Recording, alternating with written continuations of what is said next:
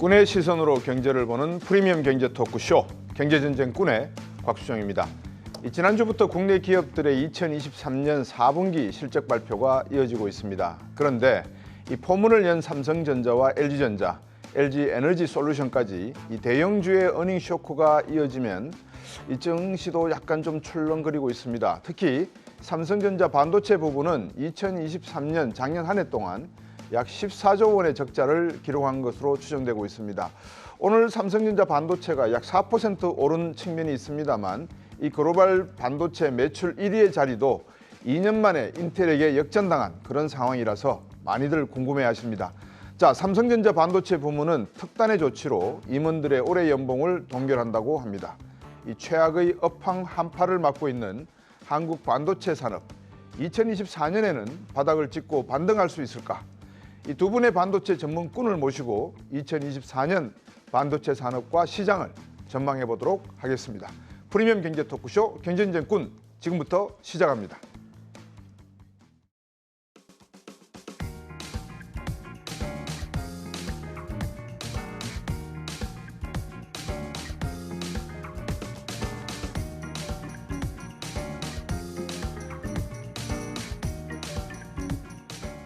네, 삼성전자의 2023년 4분기 실적, 아직은 잠정 실적이긴 합니다만 시장의 전망을 밑도는 수준입니다. 이 매출액과 영업이익이 전년 동기 대비 각각 4.9%와 35% 감소한 것으로 지금 알려지고 있습니다. SK하이닉스도 이 다음 주에 작년 4분기 실적 발표 예정인데요. 2023년은 한국 반도체 산업에 있어서 이 최악의 불황이었던 시기 중에 하나로 기록될 것 같습니다. 이 같은 반도체 불황의 원인이 무엇이고 이제 그 원인들이 점차 해소되어 가고 있는 중인 건지 두 분께 2023년 반도체 산업 총정리부터 해보고 한번 들어가 보겠습니다. 먼저 이승우 센터장님, 네. 어떻습니까? 2023년 한국 반도체 산업 총정리 한번 해주시죠. 실적은 최악이었고요. 반면에 이제 주가상으로 보면은 뭐 상당히 많이 올랐죠. 네. 좀 엇갈리는 상황이 됐기 때문에 투자자분들로서는 상당히 혼란스러운 상황이다. 삼성전자가 지금 말씀하신 것처럼 아주 큰 폭의 적자가 났지만 1년 동안 주가가 42% 올랐습니다. 그리고 SK하이닉스도 또 역대급의 적자가 났지만 주가는 1년 동안 89% 올랐고요. 이 두 회사가 주가가 크게 오르다 보니까 사실은 소부장 업체들도 주가가 많이 올라서 대표적으로 보면 이제 한미반도체 같은 경우는 지난 1년 동안에 436% 주가가 올라가면서 주가상으로는 아주 행복한 한 해가 2023년이었다. 그렇게 정리를 할 수 있을 것 같습니다. 네, 실적은 최악의 상황이었는데 네. 주가 측면에서 놓고 보면 삼성과 SK 모두 다 크게 올랐고 네. 소부장 기업들도 네. 400% 넘게 다 올랐다. 네. 우리가 이렇게 최악의 불황이었다 실적이 네네. 원인이 어디에 있습니까? 우리가 뭐 잘못 대응한 게 있었습니까? 아니면 예측이 틀렸죠. 예측이 틀렸습니까? 네, 그리고 자만한 측면도 있고, 그리고 예측이 틀렸을 때 유연하게 변화를 시켜야 되는데 유연한 변화를 하긴 결정을 할 정도로 네. 결단을 내리지 못했어요. 이거는 뭐 어느 특정 삼성하고 하이닉스 어느 특정한 것보다도 하이닉스가 그나마 D램에서는 앞서 나가 HBM 때문에 앞서 나가긴 합니다만 어쨌든 예측에서 많이 벗어났거든요. 예측이 맞았거나 아니면 중간에 변화를 확실히 했으면은 그래도 작년 한 3분기 후반 4분기에는 변화의 어떤 그것이 보였을 텐데 네. 보이지 않은 상태에서 기대를 가지고 주가가 올랐기 때문에 조금 다소 앞서 나간 측면이 없지 않아 있습니다. 하지만 주가는 원래 선행하는 측면이 있기 때문에 올해 지금 올라간 주가가 사람들의 마음에 맞을 것이냐 그거는 아마 여름까지는 봄 여름 지나갈 때까지는 기다려줄 것 같아요. 네. 그 다음부터는 안 되면 조금 어려워질 수 있는데 한마디로는 예측이 틀렸고 유연하지 못했다. 네. 그렇게 말씀드릴 수 있겠습니다. 이 예측이 틀렸고 유연하지 못했다라고 두 가지로 정리를 해주셨는데 2024년 또 올해 전망도 궁금할 거 아니겠습니까? 네. 전반적으로 봐서 올해 전망은 어떻게 보는 게 좋을 건지 지금 우리가 이야기하고 있는 이 가격 작년에 그렇게 올랐음에도 불구하고 지금 상황이 오히려 바닥인 건지 그래서 더 찍고 올라갈 수 있을 건지 아니면 작년 거를 조정받을 건지 궁금해하거든요. 어떻습니까? 이익은 제가 그 한마디 할 것도 우보 말리, 뭐 우보 천리라 그러는데 네. 속도는 그러니까 주가에 올라가는 속도는 작년에 많이 올랐기 때문에 네. 올라가는 속도는 둔화될 것 같아요. 근데 이익은 더 빨리 올라가야 되는데 네. 그 정점은 2분기가 될 것 같습니다. 근데 아이러니하게도 작년 말에 기대를 모았던 반도체 가격이 계속 상승할 것이다. 우리 앵커님 질문하신 거에 대한 네. 바닥은 쳤냐 본다면은 예. 비록 4분기 실적이 안 좋았습니다만은 네. 삼성전자가 바닥은 친 건 확실한 것이 어저께 발표된 TSMC 실적도 마찬가지로 4분기 실적이 바닥이었다는 걸 확연히 보여주고 있기 때문에 네. 바닥은 친 것 같아요. 네. 속도가 문제인데 속도에 대해서는 수요하고 아까 그거에 따른 가격인데요. 수요가 아주 빠르지는 않습니다. HBM 빼고는. 그래서 업체들이 수요가 빠르면은 또 감산을 빨리 종료할 수도 있다 이런 어떤 뉘앙스를 풍기면서 그 수급에 있어 갖고 반도체를 파는 사람하고 반도체를 사는 사람하고 좀 힘겨루기가 조금 있다가 있을 수 있기 때문에 주가가 그거를 좀 계속 예의주시하고 있는 거기 때문에 네. 이런 것이 4월, 5월 달에 큰 분기점을 맞을 것 같습니다. 네. 이승훈 센터장님. 네. 같은 질문을 제가 한번 드려보고 언뜻 생각나는 게 네. 지난해 중국 경제가 안 좋았지 않습니까? 네, 네. 결국 우리 반도체가 대중국 수출 부분이 40% 넘게 빠지면서 네. 대만 TSMC도 안 좋았고 우리도 안 좋았고 네. 올해 만약에 실적이 좋아진다 그러면 미중 경제 간의 어떤 갈등 요소 네. 제스처들이 한번 다뤄봤으면 하는 내용도 있습니다만 미중 간의 갈등 요소가 어느 정도 완화가 되면서 네. 중국의 전자시장이 호황 쪽으로 방향을 틀 수 있다 그러면 반도체 업황은 상당히 좋을 것이고 네. 지난해와 같은 수순으로 간다 그러면 뭐 예측할 필요도 없이 네. 올해도 안 좋을 것이고 그렇게 예측이 되거든요. 어떻게 보십니까? 현재 지금 그런 실질적인 디맨드도 문제가 되지만 사실은 재고 이슈가 너무 많았던 네. 거예요. 그래서 올해 전 세계 경제가 지난해 대비 전체적으로 좀 둔할 것이라는 그 전망이 우세한데요. 그렇다 그래서 그러면 컴퓨터, 노트북이나 스마트폰 수요가 지난해 대비 더 안 좋아질 거냐? 그렇게는 저희는 보지 않습니다. 최근에 보시면은 이게 지난해 같은 경우에 예를 들면 세트 수요가 줄어든 거에 비해서 실제 디맨드가 더 안 좋았던 거는 결국 네. 재고 조정이라는 과정이 진행이 됐던 것이거든요. 네. 근데 이제 최근 들어서 저희가 지금 보고 있는 거는 중국 경제 여전히 안 좋지만 중국의 스마트폰 데이터들은 좀 상당히 괜찮게 나오고 있습니다. 네. 아이폰이 좀 안 팔리는 거는 있지만 중국의 샤오미라든지 하웨이 같은 경우는 지금 판매가 상당히 증가를 하고 있고 그게 최근에 모바일 디램의 가격 인상 뭐 이런 쪽으로 좀 이야기들이 많이 나오고 있습니다. 그래서 뭐 중국 경제가 더 좋으면 뭐 더 플러스가 되긴 하겠지만 그렇다 하더라도 전체적으로 지난해보다는 그래도 세트 수요라든지 뭐 반도체 수요가 조금은 나아지지 않겠나. 물론 이제 우리 김 부부장님 말씀하신 것처럼 이게 저희가 좋다라고 얘기할 수 있는 수준은 아니에요. 네. 하지만 그래도 좀 나아지지 않겠냐. 그리고 재고는 계속 줄어드는 상황이 되기 때문에 가격은 뭐 삼성이나 하이닉스가 또 오판을 하지 않는다면 아까도 이제 우리가 예측이 틀린 게 지금 이런 네. 어려움을 가져왔는데 오판을 하지 않는다면 가격은 좀 계속 올라갈 수 있는 여지가 있다라고 저는 전망을 하고 있습니다. 이 재고 물량이 조금씩 빠지고 있다는 점 그리고 가격이 어느 정도 반등하고 있다는 점은 긍정적인 요소인데 지난 12월 달에 작년 삼성이 8만 대를 회복을 했고요. 네. SK가 14만을 찍었습니다. 네. 사람들이 야 이제 반도체의 경기가 오는 거 아닌가. 네. 작년 한 해 동안은 현대기아차가 끌었으니까 2024년에 이제 반도체가 한번 끌 수 있겠다라고 생각했는데 지금 1월 달이 오늘 빼고 네, 네.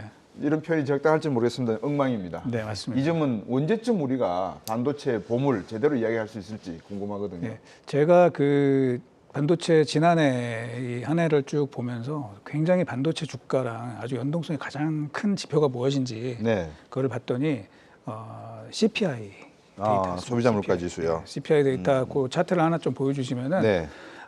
CPI 지수가 내려가는 기간 동안에 미국의 필라델피아 반도체 지수가 계속 올랐고요. 그렇네요. 그리고 보시면 이제 작년 그 8, 9, 10월 요때에 CPI가 쭉 내려가다가 좀 반등을 했었습니다. 네.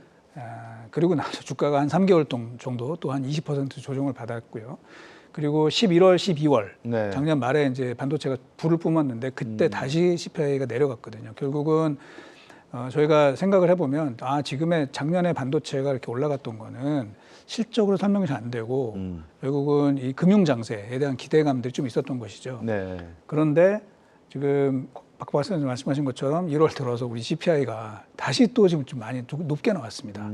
그러다 보니까 좀 그 충격이 있지 않느냐. 왜냐하면 냉정하게 봤을 때 우리가 실적으로 현재 주가를 설명하기는 쉽지 않거든요. 네. 그러니까 이 금리 인하에 대한 기대감 이런 것들이 좀 반영이 됐고요.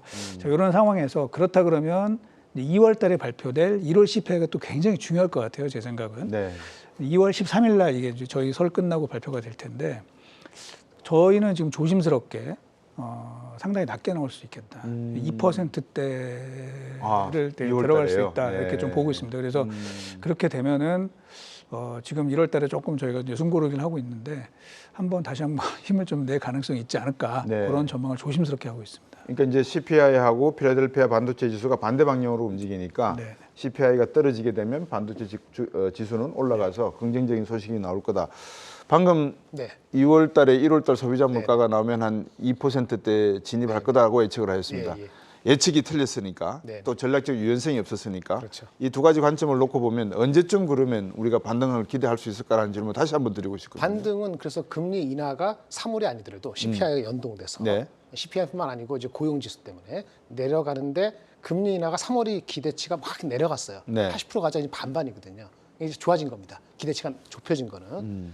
3월이 아니고 5월이어도 괜찮다는 컨센서스가 빌드가 되면은 네. 1월 마지막 주에 업체들이 실적 발표되면서 투자가들이 좀 마음이 놓일 거예요. 네. 왜냐하면 TSMC 나왔죠, 삼성전자, 하이닉스 나오고 그다음에 다른 많은 업체들이 애플도 실적 나오면서 우리 이렇게 어차피 금리 내려가는데 우리 그 기업들은 경쟁력이 있어, 그런 생각이 들면은 아마 구정 전후로 해가지고는 의미 있게 갈 수 있는데 네. 사실 저는 그렇게 봤는데요. 어저께 TSMC가 워낙 큰 걸 터뜨려서 그것이 조금 앞당겨진 측면도 없지 않아 있습니다. 어쨌든 방향은 올라가는데요.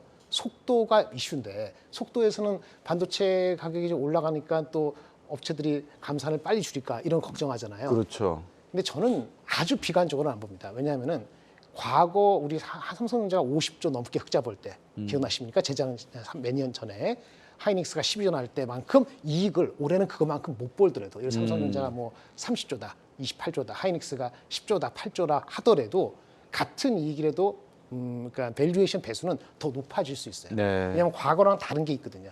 AI다 해가지고 HBM이다 그렇죠. 해가지고 이런 것들에 대한 기대 심리가 아까 말한 그 소비자 CPI랑 같이 엮어가면은 내년까지 실적에 대한 기대 심리를 땡길 수가 있기 때문에 밸류에이션, 올해 실적 자체가 아주 크지 않더라도 밸류에이션은 그렇게 낮게 안 될 거다. 만약에 과거 같은 이익에다 갖다 붙이면요, 삼성전자는 지금 7만 5천원이 적당하고 하이닉스도 한 13만 원 정도가 적당할 수도 있어요. 네. 근데 그 이상의 프리미엄을 주기 때문에 우리 생산자들 계십니다만은 보통 한 17만 원, 하이닉스, 삼성전자 한 10만 원 이렇게 부르는 거거든요. 네. 그래서 그런 가는 것이 흐름적으로서는 같은 이익이라도 멀티플은 좋아질 수 있고, 그것이 엊그 나온 AI 관련되는 거에 기대 심리, 마이크로소프트하고 엔비디아 이런 거에 대해서 와치를 해야 되는 거죠. 물론 CPI도 중요하고요. 네.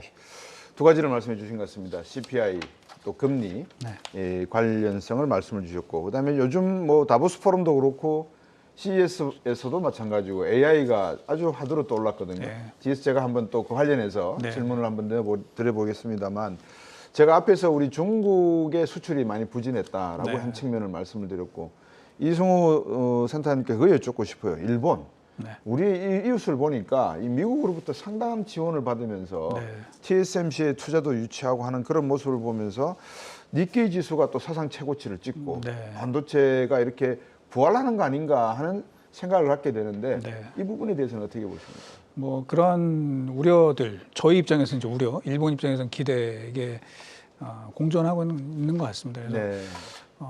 저한테도 이제 많은 질문들을 하시는데 이게 글쎄요, 이제 TSMC가 공장을 짓는다. 그런다 그래서 사실은 일본이 과거와 같은 반도체 최강의 그 지위를 회복하기는 저는 쉽지 않다고 보고 있어요. 네. 물론 일본이 잘하는 분야는 굉장히 많습니다. 특히 소재, 부품, 장비 이런 쪽에서는 저희가 일본으로부터 얻어올 것이 굉장히 많습니다. 네. 그래서 저는 우리가 반도체 산업을 더 공고히 하기 위해서는 사실 일본과의 협력 매우 중요하다고 보고 있습니다. 그래서 우리가 뭐 일본이랑 좀 친하게 지내는 거를 좀 태생적으로 싫어하시는 분들이 좀 계시거든요. 근데 제가 봐서는 뭐 그럴 수는 있는데 우리가 얻어올 게 굉장히 많아요. 그래서 사실은 지금 TSMC가 그런 걸 노리는 거거든요. 그리고 TSMC는 한국 삼성의 파운드리가 올라오게 되면 이제 굉장히 부담이 되는 겁니다. 그러다 보니까 오히려 미국과의 관계를 더 튼튼히 하고 또 일본과 손을 잡으려고 하고 있거든요. 그럼 우리도 사실은 거의 약간 맞불을 놓으면서 일본과의 관계를 더욱 개선해 나가고 거기서 우리가 반도체 분야에서 얻을 수 있는 부분들을 저희가 챙겨나간다 그러면 우리한테도 기회가 있을 것이다. 특히 최근에 보시면 이제 HBM과 관련해서 그렇죠. SK 하이닉스가 뭐 삼성보다 잘한다 뭐 이런 평가들이 많잖아요. 근데 그 이면에는 뭐가 있냐면 일본 소재 업체가 있습니다. 네. SK가 일본 소재 업체를 개발을 했고 그거를 통해서 이 제품의 품질을 더 높일 수 있는 이런 것들을 마련했기 때문에 네. 사실은 우리는 지금 우리한테 필요한 거는 일본을 배척하는 게 아니라 일본을 우리가 잘 이용해서 우리의 이익을 극대화하는 뭐 이런 쪽으로 좀 방향을 잡으면 기회가 있을 거라고 저는 생각을 합니다. 네. 이 전쟁을 하면은 승패를 갈라야 되지만 네. 이 경제라고 하는 관점에서 놓고 보면 전쟁을 한다기보다도 서로 협력해서 시너지 효과를 높이는 게 양국가에 다 이득이 된다라는 생각이 말씀을 주셨습니다. 자, 우리 김정일 부장님. 네. 어떻습니까? 지금 앞에서 자막이 나가긴 했습니다만 일학개미 이야기가 나왔거든요. 어떻습니까? 너무 늦었습니까? 아니면 지금 더 가도 되는 겁니까? 그 대한민국 주식이요, 일본 주식. 일본 주식. 일본 주식이요. 제가 봤을 때는 주식에는 거의 고점에 비슷하게 다가오는 것 같습니다. 네. 근데 좀 더 갈 것 같아요. 근데 이제 그 다른 얘기인데 일본의 그 환율 정책이 네. 언제 바뀌어질 수 있느냐, 과연 바뀌긴 하느냐, 이것이 결국은 전체적인 흐름에 바뀌어지거든요. 오늘도 이케가 또 올랐죠, 많이 올랐죠. 많이 올랐습니다. 네. 거기는 반도체 주식이 엄청 올랐습니다. 걔네들은 PER이 뭐 20배, 30배는 말할 것도 없고 4, 50배로 가고 있거든요. 네. 물론 그렇게 치닫고 가는 것이 한국의 소부장주한테는 부담을 밸류에이션 부담은 되니까 좋은 측면도 있는데 일본 주식을 쫓아가는 입장에서 보면 말이죠, 환율 효과가 분명히 있는 거거든요. 그래서 만약 YCC가 바뀌게 되면은 아마 단기 고점이 올 수도 않을까. 일반적으로 사람들이 이제 3월, 4월, 5월 이렇게 얘기를 하는 것 같은데요. 네. 이제 그거 시점에 따라서 그렇기 때문에 저는 근데 그 전문적인 투자가 하면 우량주를 사서 갖고 환율도 먹고 엔화가 강세가 될 수 있으니까 네. 괜찮은 주식 사도 되는데 네. 괜찮은 일본 반도체 주식들도 많이 올라가서 일본 반도체 주식을 사는 게 맞을지 한국 반도체 소부장을 사는 게 맞을지가 좀 까리까리합니다. 네. 환율 효과 때문에. 근데 보면은 제가 봤을 때는 반반인데 한국 쪽에 조금 더 무게를 주고 싶어요. 어차피 네. 원화가 강세가 될 가능성이 2분기 이후에는 있단 말입니다. 근데 그때는 엔화가 강세가 되는데 엔 입장에서 엔저 때문에 큰 이득을 봤던 일본의 그 피크가 주가는 반영이 다 돼 있을 가능성이 그렇겠죠. 있어서 네. 제가 봤을 때는 한 6대 4나 4대 6으로 하면 좋을 것 같은데 예를 들어서 한국의 이오테크닉스 예를 들어서요. 네. 그거랑 디스크가 있다. 네. 디스코라고 있거든요. 예. 그 주식하고 갔을 때 둘 다 살 수도 있는 거잖아요. 근데 그런 거 이제 그런 거고 도쿄 일렉트론 같은 거 있으면 어드밴테스트면 한국에 그런 주식도 있고 네. 이렇게 했을 때는 한 4대 6 정도로 한국을 조금 더 우수해지고 싶고요. 지금 사면은 반반. 한국 국뽕으로 따지면 그다음 80%는 한국 이렇게 말씀을 드릴 수 있겠습니다. 네. 자, 저희들이 이제 반도체 가격과 실적 이야기를 하면서 투자 처가 어디가 좋을 것인가도 말씀을 나눠봤는데 결국은 예측과 전략적 유연성 측면에서 어떤 제품들을 많이 생산하느냐, 부가가치가 많은 제품들을 생산해야 되는데 좀 전에 우리 이 센터장께서 AI 말씀을 주셨단 말입니다. AI 반도체. 자, 이 AI 반도체 열풍이 2024년 올해도 계속 될 걸로 보여지는데 그러면 이제 화두로 떠오른 이 AI 반도체와 관련된 반도체 칩들을 빈메모리 어떻게 우리가 좀 역할이 있을는지 모르겠습니다. 지금 이제 사실 이제 AI 관련된 프로세스 네. 이 업체들은 뭐 아시는 것처럼 엔비디아가 시장을 뭐 거의 독점을 하고 있습니다. 뭐 그렇죠. AMD라는 회사도 있고 네. 뭐 브로드컴이라는 회사도 있긴 하지만 실제 서버형 GPU 시장에서의 엔비디아의 시장 점유율은 99%라고 보시면 됩니다. 네. 사실 우리 업체들이 거기 비집고 들어가기가 만만치 않습니다. 하지만 이 국내 스타트업들 중에서 보면은 아직은 그 학습용 칩보다는 네. 그 추론용 칩 이쪽에서는 나름대로의 경쟁력을 많이 가지고 있고요.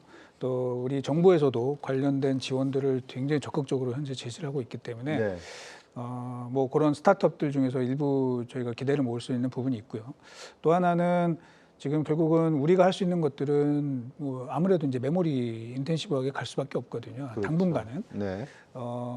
관련해서 이제 HBM과 제가 좀 말씀을 드리면은 네. 지난해 전 세계 HBM의 총 수요는 한 3억 2천만 기가바이트 정도로 추정이 됩니다. 네. 그러니까 전 세계 D램의 총 디맨드가 한 250억 기가바이트였기 때문에 네.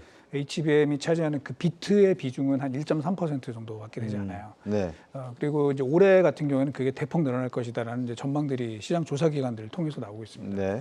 어느 정도로 보냐면 이제 5억 2천만 기가바이트 이렇게 전망을 하고 있거든요. 근데 제가 뭐 삼성, SK 하이닉스 양쪽을 통해서 수주를 받은 걸 좀 파악을 해보니까 그 정도가 아닙니다. 어느 정도면 10억에서 한 10억 12억 기가바이트 네. 정도에 달할 것으로 보이고 있어요. 그러다 보면은 이제 결국은 우리가 HBM 좋은 거 모든 사람들이 아는 거 아니냐 그렇게들 생각을 하실 수 있지만 네. 생각보다 좀 더 좋을 수 있다라고 볼 수 있고 그렇게 네. 본다면 뭐 아직은 제가 봐서는 관련된 서플라이 체인에 있는 업체들도 계속해서 수혜를 좀 더 볼 수 있는 룸이 남아 있다라고 볼 수 있을 것 같습니다. 네. 김장렬 본부장님. 네. 지금 이제 AI 말씀을 주시면서 우리가 앞으로 수익을 얻을 부분이 많이 남아 있는 게 있다. 기가바이트도 네. 5억 정도 예상을 했는데 지금 10에서 15억 정도 예상이 되고 있다. HBM에 대한 어떤 기술 발전 우리가 상당히 앞서 있다.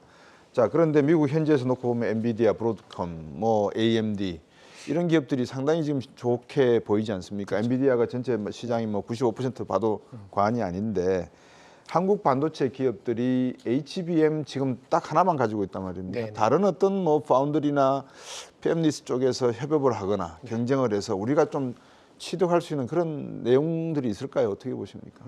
우리가 삼성 하이닉스 쪽에서는 아까 말씀드린 소재나 장비 쪽에서 소재 장비 쪽에서 도움을 받아서 결국 그걸 만들어내는 거고요. 그렇죠. 그 기본적인 HBM에 벗어나는 거는 별로 없어요. MPU라고 하는 아까 말씀드린 거는 비상장 기업들이 몇 개 있는데 네. 그것도 각각의 또 소구하는 게 진행되는 게 있죠. 네. MPU 업체들이 하는 거에 관련되는 IP 설계하는 회사 뭐 이런 회사들이 또 있긴 합니다. 네. 5조 정도 되는 시가총액 뭐 이죠 있는데 전체 산업 측면에서는 그 두드러지게 나올 수 있는 거는 사실은 올해는 별로 없고요. 네. 이것이 장기적으로 되면은 뭐 차량용 반도체 칩 뭐 이런 식의 거기에 이제 거기도 AI 기능이 들어간단 말이에요. 이런 식으로 갈 수 있는데 모든 것들은 우리는 결국은 그쪽에 잘 되는 거에 수혜 좀 시세 말하자면 떡고물을 받는 그런 개념이기 때문에 그런 흐름으로 올해 내년 상반기까지는 가야 될 것 같고요. HBM이 타이트하다, 공급이 부족해진다는 거는 일반 D램을 조금 더 감산을 일찍 종료하더라도 일반 D램 가격이 그렇게 빨리 둔화되지는 않을 것이다라는 생각을 사람들이 가지면 주가는 올라가는 거고 네. 우리가 산업적으로 GPU 말고 뭘 할 수 있냐, HBM 말고 뭘 할 수 있냐 보면은 이게 단기적으로 올해 내에 뭐 할 수 있는 거는 사실상 어렵다고 보고 있습니다. 네. 뭐 GPU 말씀도 주셨고 NPU라든지 TPU라든지 여러 가지 이 프로세스들이 존재를 하는데 네. 엔비디아가 뭐 거의 독점을 하다시피 하고 있는 상황에서 인텔과 이 퀄컴 내용을 한번 들여다보니까 과연 그 친구들은 무엇을 하고 있는가? 네. 온 디바이스 AI 같은 다른 제품들을 성능들을 갖다가 개발을 하고 있는 와중에 있는 것 같더라고요. 네. 그럼 이제 우리가 뭐 삼성에서도 얼마 전에 스마트폰에도 AI가 장착된 스마트폰을 내놓고 네. 또 앞으로 이제 백색 가전에도 많이 들어가지 않겠습니까? 네, 네. 그런 부분에 이제 이런 시장에 있어서 삼성전자가 할 수 있는 게 무엇이 있고 네. SK 하이닉스가 상상외로 HBM을 먼저 터뜨리면서 말씀 주셨기 때문에 이 소부장 쪽 미국, 일본 기업들과 그런 연대 관계 이런 거 보면 결국 일본과 같이 가지 않고서는 우리가 할 수 있는 것도 별로 없다는 게 현실인 것 같거든요.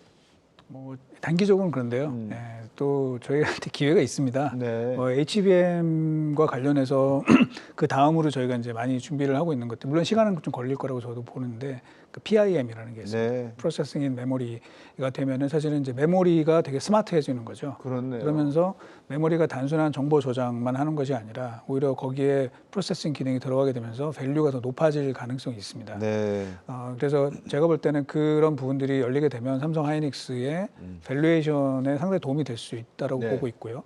좀 더 장기적으로 본다면은 이제 최근에 뭐 일부 좀 이슈가 되긴 했습니다만 이제 CXL이라는 기술이 있습니다. 네. 이거는 이제 데이터 센터의 네트워크 인터페이스 자체를 완전히 그 업그레이드하는 겁니다. 네. 그리고 이렇게 되면은 사실은 이제 전문가들 이야기를 들어보면은 엔비디아의 역할이 오히려 좀 축소될 수 있다라고 보고 있어요. 그러면서 메모리가 익스펜딩 되는 이 속도가 굉장히 빨라질 수 있다라고 네. 본다는 거죠. 그래서 저희가 이제 뭐 올해 하고 내년, 내후년까지 상황을 좀 본다 그러면 이제 올해는 뭐 지난해보다는 당연히 좋아집니다. 그래서 메모리가 좀 회복이 되긴 하겠지만 네. 여기서 이제 저희가 아까 얘기한 것처럼 크게 오판을 하지 않고 시장을 좀 스무스하게 올리는 이런 방향이 된다 그러면 네. 25년, 26년도 가게 되면 제가 말씀드린 뭐 PIM, CX 이런 것들이 조금 더 구체화되면서 의외로 이제 메모리가 다시 한번 우리 흔히 말하는 뭐 슈퍼사이클 뭐 이런 걸 좀 서서히 기대할 수 있는 그런 분위기가 만들어질 수도 있다라고 보고 있습니다. 네. 그리고 한 가지 추가해서 이제 첨언을 네. 좀 드리자면은 네.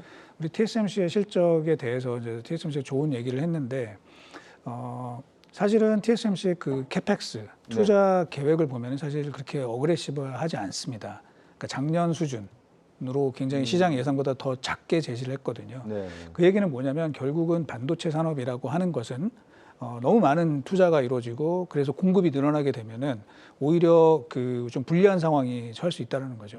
즉 TSMC 입장에서는 우리가 큰 돈을 투자해서 엔비디아의 칩을 만들어 주는데 마진은 엔비디아가 다 먹어가는 상황이 되니 우리가 이거를 뭐 많이 만들어 주는 게 우리한테 별로 도움이 안 된다고 생각을 네. 하는 거죠. 네. 그래서 좀 타이트하게 가져갈 가능성이 있고요. 저는 이제 그런 부분들을 삼성이나 SK 하이닉스가 이번에 실적 발표에서 시장에 그런 비슷한 메시지를 던져준다면 우리 즉 뭐 어그레시브한 투자, 뭐 지금 뭐 정부 정책들이 뭐 많이 발표는 되고 있습니다만 그거는 장기적인 그런 그림이고 지금 단기적으로 봐서는 수요가 뭐 아주 강하지가 않기 때문에 조금 조심스럽게 가는 것이 이익에도 또 주가에도 플러스 요인이 되지 않을까 그렇게 생각을 합니다. 그렇네요. 독일 경우에도 자동차 회사에서 폭스바겐이나 BMW, 벤츠는 이 전기자동차 시장이 그렇게 빨리 들어가려고 하지 않는 모습을 보면서 TSMC의 전략도 어느 정도 한편으로는 이해가 되는 부분도 없지 않아 있습니다. 네.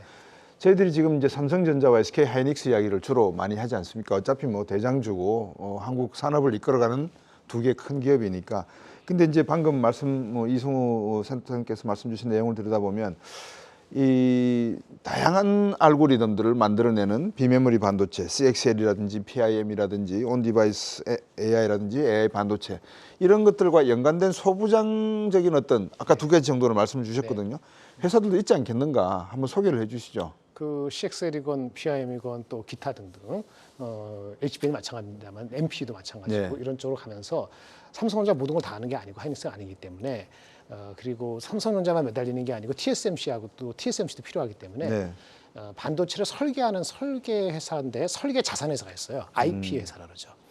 그 IP 설계 자산을 갖고 있는 회사들이 상장된 것도 있고 아직 상장 못한 것도 있는데 상장된 것도 괜찮은 종목들이 몇 개 있습니다. 네. 그런 종목들이 변동성이 심해서 그렇지 지금 매출이 뭐 200억, 300억밖에 안 나오고 적자기 때문에 그렇지 올해를 기점으로 올해 말 내년도부터 흑자 전환을 하게 되면은 우리 흔히 얘기할 때 이익 대비했을 때 PER 개념이 아니고 네. 매출에 대한 신뢰가 붙으면은 PSR로 적용이 되면은 잠재력이 꽤 있거든요. 네. 그래서 그런 회사들이 꽤 있습니다. 예를 들어서 대만도 그런 IP나 아니면 또 설계를 도와주는 디자인 하우스에 관련되는 서플라이 체인에 아주 중요한 업체들 자기네 같이 가져가거든요. 7개를 같이 파트너를 하고 삼성도 그런데 삼성이 좀 그런 걸 좀 더 확대해주고 우리도 좀 대만에도 들어가고 이런 업체들의 경우는 주가가 많이 변동해서 내려갈 때는 최근에 며칠 전 많이 빠졌지 않습니까? 이럴 때는 조금은 길게 보시고 한 6개월 보시고 들어갈 수 있는 타이밍이었다고 보여지는 거죠. 근데 참가 주식적으로 말씀드리면 아무리 좋아도 한 10% 오르고 그럴 때는 쫓아가는 게 아닌데 혹시나 오늘 많이 쫓아가셨으면 어떨 결과가 나올까 좀 큰 걱정이 되는데요. 네. 그런 결과적으로는 IP하고 디자인 하우스 중에서 최근에 상장된 삼성이나 TS 정도에서 하나 정도 확실히 잡은 업체들이 있습니다. 어떤 회사인지 아실 거예요. 그런 정도 조정받을 때는 충분히 올해 내년도에 그 점프를 기대하면서 접근할 수 있는 종목이 아닐까라고 개인적으로 보고 있습니다. 네. 지금 화면에서 가온칩스 주가도 잠깐 나왔습니다만 오늘 거의 2만 원가량이 점프를 했거든요. 이런 면을 놓고 보면 결국 많은 투자자분들이 기대를 하시는 부분도 현대기아차, 반도체 외에는 뭐 특별하게 대한민국이 지금 주식시장을 이끌 수 있는 동력이 없다 이렇게 보는 것이 현실적인 게 아닌가 싶습니다. 그죠? 네, 그렇습니다. 저 오늘 점심에도 이제 뭐 매니저랑 좀 얘기를 좀 나눴는데 네. 사실은 반도체 이외에 이렇게 확실하게 좋아질 수 있는 부분이 지금 눈에 안 보인다는 거예요. 그래서 돈이 뭐 유입이 되는지 안 되는지 그걸 떠나서 갈 데가 없다라는 거죠. 그러다 보니까 네. 조금이라도 이 긍정적인 뉴스가 나오게 되면은 이제 반도체 포지션을 확 늘리는 경향들이 많이 될 수밖에 없지 않나 이렇게 네. 생각을 합니다. 이승우 센터장께서 TSMC 말씀을 주셔서 제가 이제 생각하건데 TSMC 그러면 우리나라보다는 이번에 대만 선거가 있었지 않습니까? 1월 3일이었나요? 5일에. 선거가 끝나고 난 다음에 모습이 미국 바이든 대통령은 약간 뭐 뜨뜨름한 표정을 했지만 블링컨 국무장관은 강화하겠다 이런 메시지가 분명히 나왔거든요. 자, 그러면 이제 TSMC 입장에서는 한미보다는 미 대만 간의 관계를 이용을 해서 좀 더 TSMC의 역할, 아까 생산량의 어떤 고민, 유연성은 발휘할 가능성이 있다라고 말씀하셨지만 전략적인 측면에서 우리 삼성전자가 이런 파운드리나 따라가기에 어떻게 보십니까? 경쟁력 측면에서. 이게 정말 중요한 얘기고 당연히 뭐 메모리는 이제 뭐 우리나라가 그렇죠. 거의 뭐 주도권을 쥐고 있기 때문에 큰 걱정을 사실 안 합니다. 이제 파운드리에서 비메모리에서 이제 삼성이 TSMC를 얼마큼 쫓아갈 수 있는지 네. 이게 이제 제가 볼 때는 삼성전자의 주가가 더 업그레이드가 될 수 있는지 가장 중요한 요인이 되거든요. 네. 그리고 뭐 삼성의 최고 경영진들도 이제 2030년에 TSMC를 넘어서서 뭐 세계 1위를 하겠다 이제 이런 뭐 발표도 많이 하십니다. 네. 근데 이제 과연 현실이 어떨 거냐 하는 건데요. 요 그래프 CG 14번 잠깐 이제 보여드리면은 제가 그 삼성전자의 비메모리 매출액과 TSMC 매출액을 좀 비교를 해본 겁니다. 그래서 막대 그래프는 삼성전자의 비메모리, 그러니까 파운드리하고 삼성전자의 LSI 사업부가 합쳐진 매출액인데 네. 보시는 것처럼 증가하죠. 증가하는데 요 매출액을 TSMC랑 비교를 한번 해보면은 네. 보시는 것처럼 2011년도에 그 TSMC 대비해서 매출액이 88%를 차지했습니다. 별 네, 차이가 네. 안 났었던 거죠. 그렇네요. 그런데 지금 2023년도 기준으로 25%밖에 되지 않습니다. 그 격차가 좁혀지기는커녕 오히려 더 큰 폭으로 지금 벌어지고 있는 게 벌어졌네요. 되게 안타까운 사실인 거죠. 이거를 우리가 이제 어떻게 반전시킬 거냐라는 게 가장 중요한 이슈였는데 사실은 지금 우리 박사님 말씀하신 것처럼 대만이 이번에 뭐 라이칭도나 그다음에 부총통일 샤오메이칭 같은 경우는 완전한 그 미국 의존파거든요. 그래서 미국을 이용을 해서 더욱 더 대만의 그 안보를 튼튼히 하고 반도체 주도권을 계속 쥐고 나가겠다 이제 이런 계획을 발표를 했어요. 그러면 네. 사실 삼성으로서는 그 틈을 비집고 들어가기가 사실은 더 어려워진 게 사실입니다. 그러면 결국은 우리가 해야 될 거는 뭐냐? 결국은 기술로서 승리를 할 수밖에 없는 겁니다. 그래서 지금 뭐 삼성의 파운드리와 관련해서 뭐 전략적인 문제 또는 수율에 관한 문제 우리가 많이 지적을 하고 있는데요. 결국은 연구개발 더 열심히 하시고 그다음에 TSMC를 넘어서는 뭐 공정에 대한 기술 또 패키징에 대한 기술 이런 것들을 확보를 하시고 그러기 위해서는 아까 우리 김 부부장님 말씀하신 것처럼 관련된 여러 소부장 업체들과 긴밀한 협력 관계를 구축을 해서 네. 진짜 우리가 삼성전자 하이닉스 말고도 세계 시장에 내세울 수 있는 그런 반도체 소부장 기업들이 몇 개는 나와야 그렇죠. 우리가 제대로 된 그 반도체 강국이라고 할 수 있을 것 같습니다. 김양일 본부장님, 네. 좀 그렇고 그런 내용입니다만 삼성전자가 네. 2030 비전을 발표하면서 메모리 반도체와 시스템 반도체의 융복합화를 도모해서 네. 세계 시장에 새로운 반도체 판도를 만들어 가겠다라고 선포한 지가 이제 5년이 지났습니다. 정부는 얼마 전에 622조인가요? 네. 대규모 투자 계획을 발표를 했고 어떻습니까? 이런 삼성의 비전이 정말 비전으로 지금 진행이 되고 있는 것인지 네. 아니면 뭐 그냥 떴다 방식으로 한번 발표하고 또 있다가 산탕하고 재탕하고 뭐 이런 식의 하나의 선포식으로 끝나는 건지 실질적으로 어떻게 느끼십니까? 뭐 제가 밖에 있는 사람 입장에서 제한된 정보와 여러 사람들의 그 얘기를 종합하는 거니까 저도 제 주관이라고 하지만은 여러 가지 그 선입관적인 게 있겠죠. 여기서 서두를 하고요. 네. 열심히 하고 있겠죠. 근데 보여준 게 없잖아요. 그리고 지난 4분기 실적도 사실은 실적이 많이 부족한 것도 네. 디램 낸드 말고 네. 우리 비메모리 파운드리에서의 생각보다 손실이 더 큰 것으로 알려지고 있거든요. 네. 수율과 기술적인 프로그레스, 실질적인 진행이 여의치 않다는 거거든요. 아까 뭐라고 하셨나요? 왜냐면 그 삼성전자 임원들이 반도체 임원들이 임금을 동결을 했다고 그렇죠. 하지 않습니까? 예. 임금 동결한 게 뭐 대단한 건가요? 아니 그 정도면은 임금을 삭감해야 되는 거 아닌가요? 예, 그런 거는 사실은 이유가 되지도 않고 각성의 각도가 제가 개인적으로 봤을 때 아니라고 봅니다. 그리고 아까 협력이라는데 협력도 이게 파트너인지 아니면 진짜 그냥 하청업체로 보는 습관적인 게 아직도 남아 있는지 모든 사람이 그렇다는 게 아니고 의사결정 중간중간에 계신 분들이 그렇다면은 아마 발전이 더 느릴 수밖에 없다고 생각이 됩니다. 네. 꼭 그렇다는 건 그런 느낌을 받아요. 그래서 아까 보여준 그게 마켓쇼가 59%대 17%로 한 3배 이상 지금 벌어졌는데 과거보다도 이거는 영어로는 far distant second잖아요. 네. 한참 뒤진 2등은 1등이 엄청나게 실수를 못하면은 2등이 1등 따라잡지 못합니다. 그건 공허한 공연불이 될 수 있어요. 그렇게 해서 수정을 하든지 우리가 2등이라 하지 않습니까? 네. 3등, 4등, 5등 합하면요 삼성보다 앞섭니다. 그 3등, 4등, 5등에 대만도 있고 중국도 있어요. 네. 예, 우리가 자만할 게 아니고 물론 미세 공정에서 TSMC가 붙는다고 하지만은 미세 공정이 아닌 곳에서는 또 수요가 있거든요. 아까 일본의 TSMC가 일본 공장에서도 구마모토에서 20나노 공정을 지으려고 하는데 그렇죠. 일본에서 공장을 10조 짓는데 일본 정부가 5조 준다는 거 아니에요.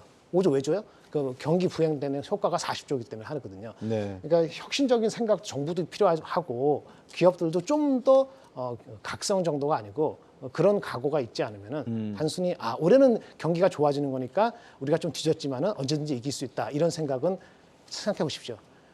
우리가 삼성전자하고 하이닉스가 1등하고 2등 차이가 크지 않았음에도 불구하고 하이닉스가 삼성전자 쫓아가는 데는 하세월이 걸렸거든요. 네. 지금도 매출로는 삼성전자 1등이죠. 그렇죠. 근데 영업이익으로는 누가 1등인지 아세요? SK가 1등인가요? 1등이죠. 예. 영업이익은 아마도 우리 본부장도 텐센터에 계신다면 4, 4분기 때 영업이익이 딜에만 따지면은 나온 숫자는 아니긴 합니다만 애널리스트 하면은 삼성전자는 한 1조 벌었나 싶었을 거고 하이닉스는 한 1조 5천억 벌었어요. 마진은 삼성전자가 10% 될까 말 거고 하이닉스는 20% 넘어. 예. 그렇게 1, 2등이 좁혀 있는데도 그거 쫓아오는데 그렇게 걸렸단 말이에요. 네. 그런데 여기 TSMC 파운드리에서는 그 세월이 걸쳐갖고 이 정도 벌어졌는데 이게 어떻게 1등이 될 수 있다고 그런 그 비전 아닌 비전이 되는 거죠. 목표는 크게 잡는 건 좋습니다만 프로그레스가 잘못되면은 어저스트도 하고 거기에 맞게 하는 것이 맞는 게 아닌가라는 제 개인적인 생각을 좀 강하게 말씀드렸습니다. 네. 이 김장일 본부장님 말씀은 말과 행동이라는 게 일치가 돼야지 신뢰를 갖거든요. 시장에서 그 신뢰성을 보고 뭐 우리만 보는 것이 아니라 글로벌 시장과 글로벌 투자들이 삼성전자와 SK하이닉스를 보고 있는데 삼성전자가 HBM 측면에서 SK하이닉스보다 늦었다고 하는 것은 딱 듣는 순간에 저는 삼성전자가 큰일 났구나 하는 생각을 들었거든요. 이 1등의 자리에 너무 오래 있어서 어떤 전략적인 측면에서 약간 놓친 게 있지 않나라고 하는 우려가 있는 측면이 제 이 말씀을 드리는 이유가 중국이 만만치가 않습니다. 배터리를 놓고 보니까 50년 쓸 수 있는 배터리를 개발했다는 뉴스가 나오고요. 이 반도체 부분에 있어서도 엔비디아 반도체가 어떻게 흘러 들어갔는지 중국 군사 기술에 이미 쓰였다는 이야기도 나오거든요. 우리나라에서 뭐 뒤에서 좀 다룰 시간이 있으면 다뤄보겠습니다만 연구원이 우리 공정 지도를 갖다가 중국에 빼돌렸다라는 이야기가 나오고 있는 상황. 자, 이런 상황에서 미중 간의 치열한 반도체 경쟁이 벌어지고 있는데 대한민국 반도체 산업은 어떤 앞으로 방향성과 이런 역량들을 다 받아가면서 경쟁력과 함께 어떤 방향성을 가져가야 될지 비전을 제대로 한번 제시해 주시죠. 사실은 이제 미국과 중국의 이 테크 이 경쟁이 우리한테 미치는 영향은 사실은 양면이 다 있습니다. 부정적인 부분도 있고 또 일부는 긍정적인 부분도 있습니다. 부정적인 부분은 전체적으로 글로벌 수요가 좀 영향을 받을 수 있는 부분이 있을 것이고요. 또 하나 우리한테 이제 시간을 벌어줄 수 있는 그 요인은 사실은 저희가 이런 첨단 산업과 관련해 가지고는 지금 박사님 말씀하신 것처럼 중국이 너무 빨리 쫓아온다는 거죠. 근데 이제 지금은 어쨌든 미국이 그 중국의 그 기술 굴기를 지금 철저하게 막고는 있습니다. 그렇기 때문에 사실 그렇지 않았다면, 만약에 미국과 중국이 서로 친하게 지냈다면 오히려 한국 반도체가 더 큰 위기를 맞이할 수 있다고 저는 보거든요. 이제 그런 측면에서는 제가 좀 시간을 벌었습니다. 시간을 벌었고 또 정부의 의지도 제가 굉장히 강한 거를 굉장히 여러 가지로 좀 확인을 했습니다. 그러면 이제 우리도 좀 더 이제 전략적이고 정말 필요한 게 무엇인지, 뭐 예를 들면 물량 공세를 하는 것보다는 제가 관련된 뭐 이제 대학 교수님들도 만나고 해봤더니 뭐 예를 들면은 뭐 이런 얘기를 많이 하시더라고요. 우리가 반도체 설계가 좀 부족하고 설계 능력이 부족하고 소프트웨어 인재가 좀 부족한 부분이 있다. 뭐 그런 얘기 굉장히 많이 하시거든요. 그럼 어떻게 하는 게 좋겠느냐? 인력 양성을 해야죠. 인력 양성을 해야 되는데 그런데 지금 뭐 제가 뭐 이런 얘기 좀 하긴 그렇지만 의대 정원을 막 놀리고 이런 상황이에요. 그러면 사실은 제가 볼 때는 정말 우수한 학생들이 더 그쪽으로 빨려 들어갈 수 있고 이 과거에 비해서 이 이공계의 이 첨단 인력들이 조금 뭐 옛날 같지 않은 그럴 수도 있다라는 거죠. 그러면 그분들을 좀 해소를 시켜주는.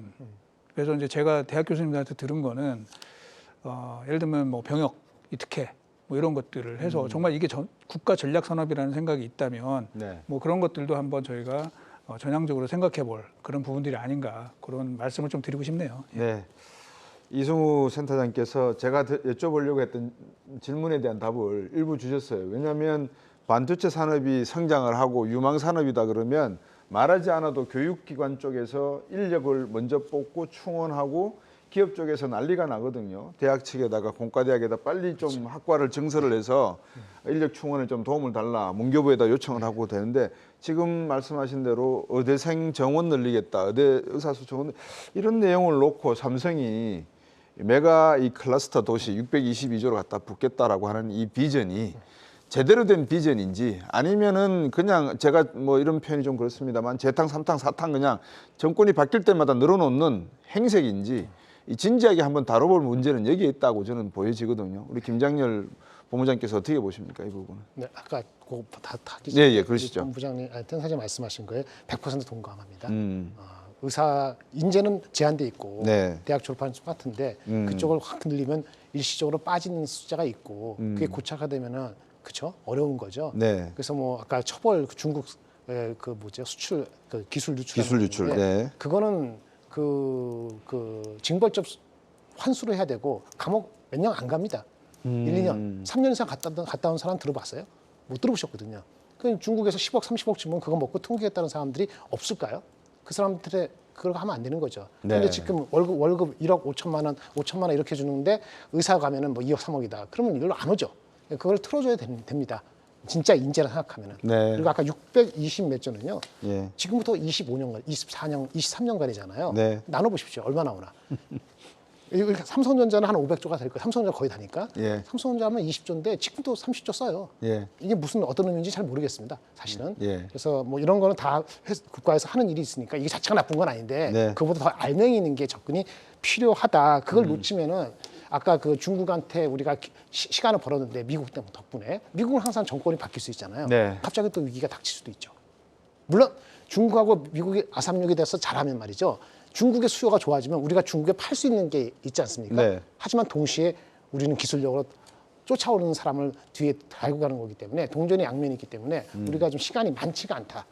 3년, 5년이라는 게 굉장히 중요하다라고 말씀을 드릴 수밖에 없습니다. 예.